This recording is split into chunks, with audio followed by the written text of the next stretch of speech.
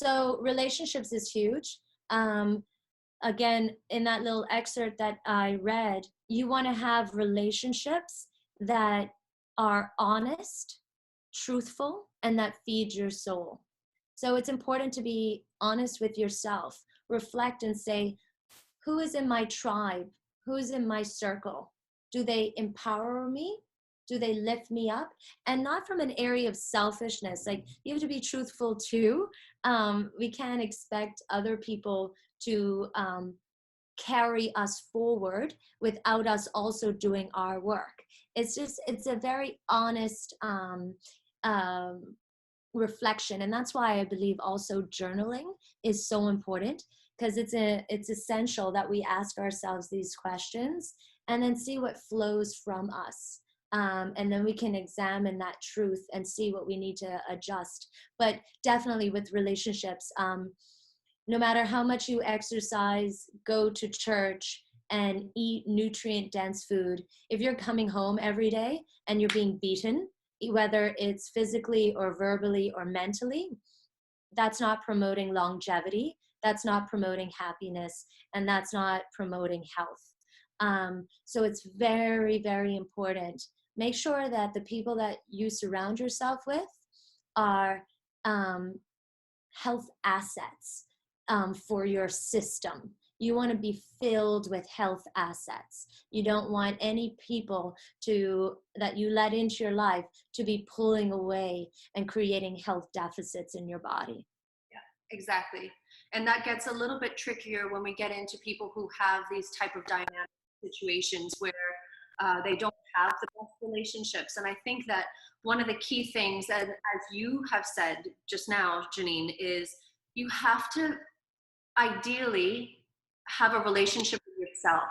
You have to know what you're about. You have to know what you want. You have to know what your thoughts and feelings are. You have to authentically be okay sitting alone with you. And one of the best ways that I have found personally, and I spoke with Candace Burrows about this on the last segment that we did, is journaling. Like, really starting to explore who you are. What do you stand for? What are your values? What experiences have you had? Because then that allows you to stand in your own power and your own strength and your own clarity. And regarding, having those people around you who are health assets in terms of relationships, I call them my council members. And they are people that I have traveled with for a period of time, and we have gone through highs and lows and difficult situations and really tricky conversations. What do you have, a fly zooming around? Sorry, I wanted to see if I had a book out there, but I don't. But yeah. Right? And so these are the people that no matter what, you can call on, because you can trust them, because you know that the advice and the guidance that they're going to give you is totally in line with a healthful relationship with yourself and with others. I think it's absolutely important. I totally agree with you, Christine. And again, in the Japanese cultures, there's a really good book called Ikigai, and they talk about how the Japanese culture has it a point that they advocate that you have to choose your tribe and you journey with them by choice through together. And you help each other through all aspects of your life as you age every decade. And I love that. Again, if you look at the different blue zones around the world, where you have the highest rate of those centurions, they all have the same concept. And they call it I have to look it up, but the Muay, I believe. And that's that concept of finding your tribe, those people who journey through life with you. And yes, very, very important, and definitely one of those primary foods that you have to make sure you're a 10 out of 10 in. Oh, I would like to say with the relationship, oftentimes when I have meetings with clients around health coaching, if you find yourself in a situation where you cannot go past a level 5 with happiness, when you look at that relationship primary foods, please don't be afraid to go and work with someone who can support you. It's so important that you take that opportunity, and it doesn't have to be something dire. It can just be maybe your self-talk is negative. and you need to learn how to have a positive self-talk. There are therapists and persons in this field with so many tools and so much experience. They are here to assist us and support us. Don't waste time. Go immediately get that assistance. It makes it easier. You know, it's so important. They have tools that you can utilize and really kickstart your process. And you're 100% right. There are people, trained professionals. So, outside of just doing your journaling and getting to know yourself, take that information and go to someone who can understand the way that the heart and the mind are connected and really work with you to get you to where you need to go. And that goes for all of your primary foods. Visit a yogi and talk about spirituality. Visit a pastor or a priest and speak about religion and faith. Personal training. If you cannot figure out what is the best exercise for you, look up people who have a lifestyle that you would like to, that you would want your lifestyle to resemble, right? Have a conversation with them. David Goggins is, amazing.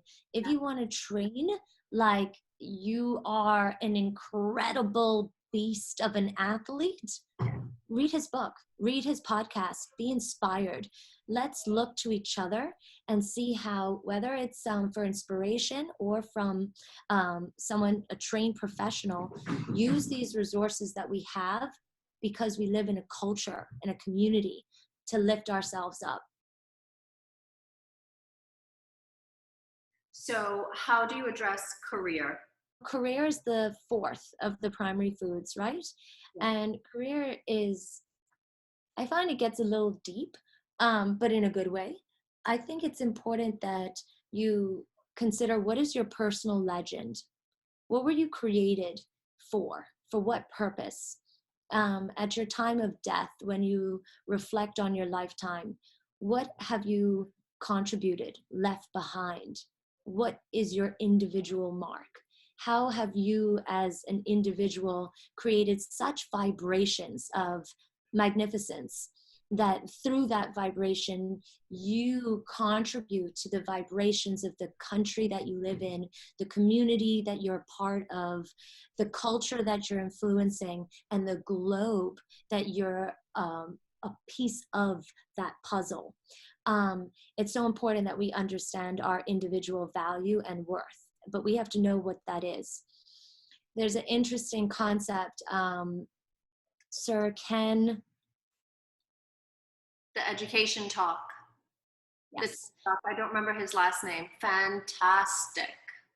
Sir Ken also said, and he wrote a phenomenal book on this topic, and he says, generally, what you are most passionate about at the age of 6 is a true representation of your calling, right? Meaning, that was what you were innately drawn to, and you have some sort of gift or aptitude. Yeah. Right? Now you might say, ooh, I don't even know what I was doing at 6. Ask your parents, reflect, journal. If you still don't know, I would advocate for every single parent out there, regardless of what community you live in and what funds and money you have access to, you want to expose your little beings to as many things as possible so that they can start to see what their aptitudes are and what their abilities are. So I've been taking notes as you've been talking. I get so many thoughts that come to mind. And I was actually writing down Marcel, Xavier, and Jolie when they were 6. Like, what is it that was their, the thing that stood out the most about them? I love that. So interesting. Yeah. And so it's important. I know for me, when I was 6. Wait, no. Let me say what it was.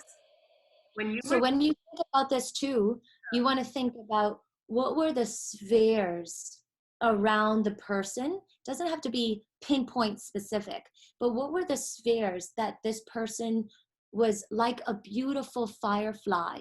What were the spheres of light that this firefly of a child was constantly drawn towards? So as I remember you, the one word that comes to mind was movement and expression. Yeah. 100%. Yeah, and that's exactly it. I could dance endlessly. Now, that doesn't mean I became a professional dancer, but I knew my calling was in the genre of movement. I also knew my happiest was being in nature and in the environment. And I knew also it was being with loved ones and cooking food.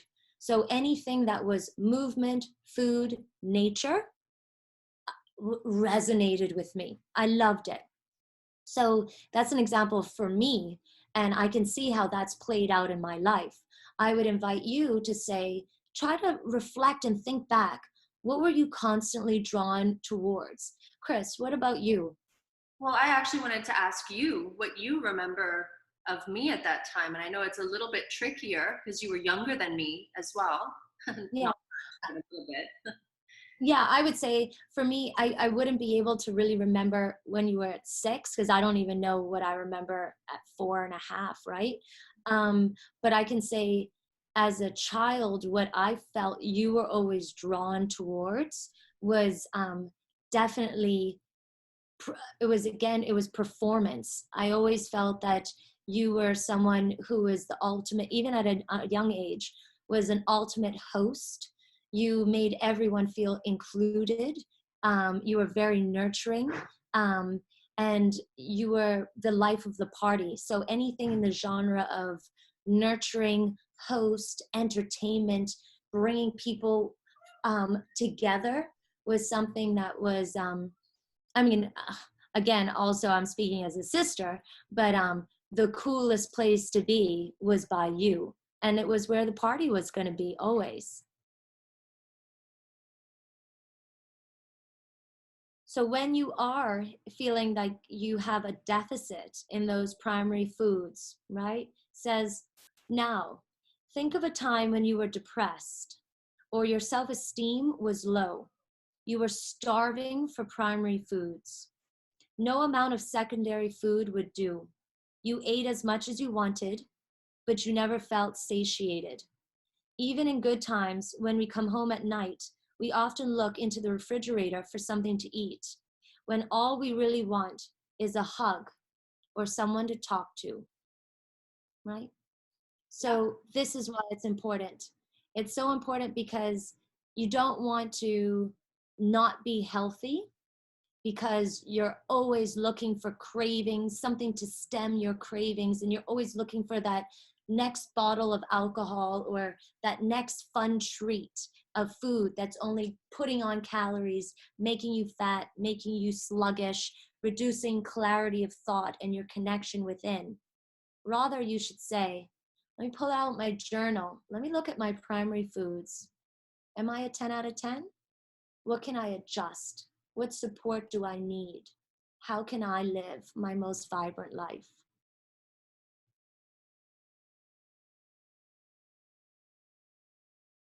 Fantastic.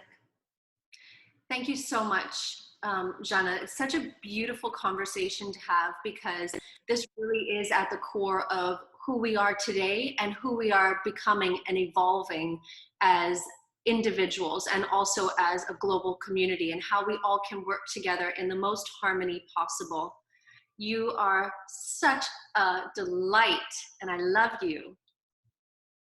I Thank love you. Thanks, Jingy. Bye.